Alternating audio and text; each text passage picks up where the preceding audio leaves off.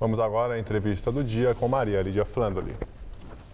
Pesquisa da Proteste mostra que encontrar casa de repouso adequada para ente querido na velhice é um desafio e tanto para as famílias. E para falar sobre os cuidados na hora da escolha e como firmar contrato com as chamadas casas de repouso, hoje recebemos a advogada Maria Inês Dolce, que é coordenadora institucional da Proteste, Associação de Consumidores. Obrigada, Maria Inês, por estar conosco. Bom, Maria Inês, eu queria começar assim, São Paulo, né? Aumenta cada vez mais o número de idosos.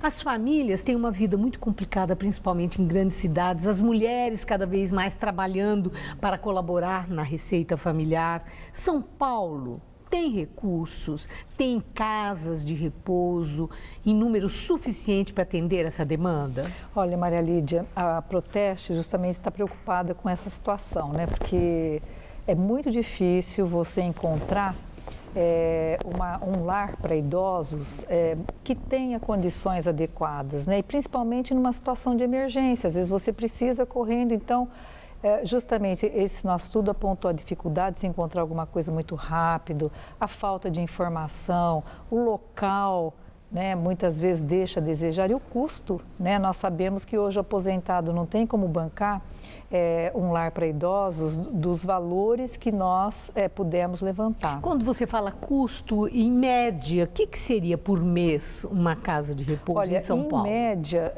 nós levantamos o valor de R$ 894, média. considerando em média, considerando que a aposentadoria pelo menos é R$ 300 menos, um idoso não consegue pagar o seu próprio lar. E né? temos casas de repouso assim, do poder público? Existe política pública para esse acolhimento? Essa pesquisa da Proteste justamente fez com que a nossa conclusão chegasse à ausência de políticas públicas adequadas, principalmente para idosos. E considerando que em 2020 nós vamos ter aí uma população de idosos muito maior do que nós temos hoje, e já discutimos isso, Maria Lídia, na Câmara Federal ano passado.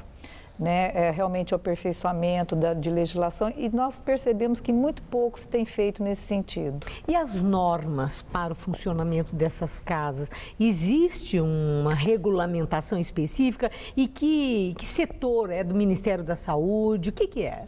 A própria Anvisa tem. A Anvisa? Né? A Anvisa, ela tem alguns critérios que têm que ser levados em conta, mas são critérios mais gerais, vamos dizer assim, né, no que diz respeito ao aspecto do próprio lar, a limpeza, a higiene.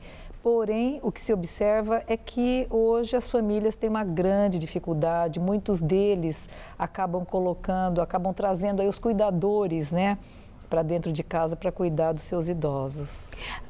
A questão do controle. Então, se a Anvisa tem algumas normas e pelo que você descreve parece serem incipientes, quem fiscaliza para saber se realmente está tudo em ordem? Porque as famílias largam os velhinhos lá.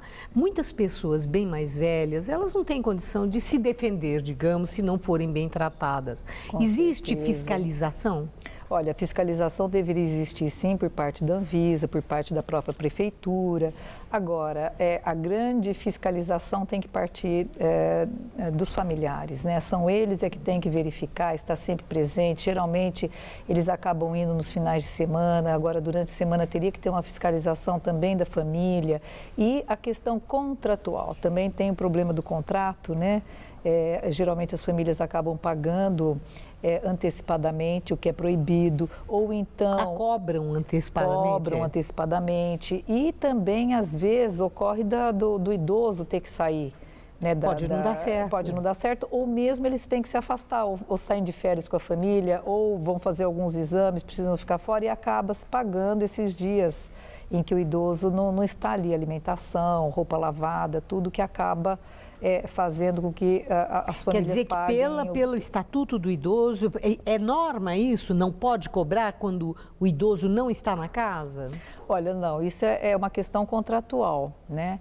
Agora, existe sim uma legislação que diz que não pode estar comprometendo, o salário do idoso não pode ser comprometido com o lar que ele vai viver, né? Vamos dizer assim.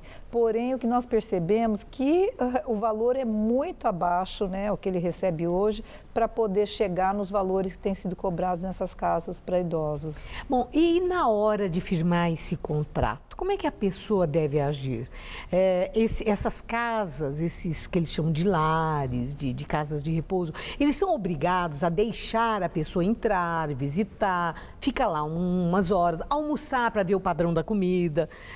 Existe essa possibilidade ou é hermético, digamos? Olha, eu diria que por ser uma prestação de serviço, é obrigatório que eles abram esse espaço, né? Mas a nossa pesquisa mostrou que grande parte desses lares para idosos não tem contrato, as famílias acabam não assinando um contrato, acabam não vendo as cláusulas contratuais. Agora, é importante, uma vez que você precisa de um lar para idosos, tem que visitar, tem que estar aberto, tem que verificar a alimentação, inclusive saber o que estão oferecendo todos os dias, a higiene, se tem luz, né? Porque várias casas que nós pudemos observar não tem a luz solar, se os idosos saem, se eles têm uma atividade. E lembrando que nenhum idoso pode entrar num lar para idosos com uma doença infecto-contagiosa. Então, também é necessário fazer exames antes de entrar nesses lares. Certo? Qual seja, as famílias é quem tem que fazer essa fiscalização e esse levantamento. Ah, sem dúvida nenhuma. É a responsabilidade das famílias. Tem que levantar, ter e o opções, controle. Procurar, saber preço. É assim que pode se encontrar um local ideal para os seus idosos. Falta muito ainda do ponto de vista político e social para chegarmos a um padrão de civilidade para que corresponda à dignidade que a velhice exige, pelo que eu estou entendendo. Não, sim, e falta políticas públicas, falta investir um pouco mais, né? Os idosos hoje, além de ter que ter um espaço deles, eles têm que ter uma atividade, eles têm que ter a dignidade deles. Então, o que se percebe também, cultura, lazer, nem sempre é fácil para o idoso, locomoção. Então, nós temos ainda que batalhar muito para poder ter políticas públicas adequadas. Muito obrigada, Marinês. Uma boa noite. Boa noite. Gabriel.